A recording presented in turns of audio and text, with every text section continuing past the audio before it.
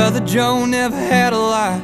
He became a man of God. Started preaching at the church down by mile marker 17. He works his days, he works his nights, spends his time saving lives. When the day ends, he goes home to his beautiful family. His sweet, sweet Valerie, well, she's the whole reason he ever found God in the first place. He thinks back to the first date. He was nervous, jumbling his words, sweating when he tried to flirt, but he just never seen a woman in the world as beautiful as her.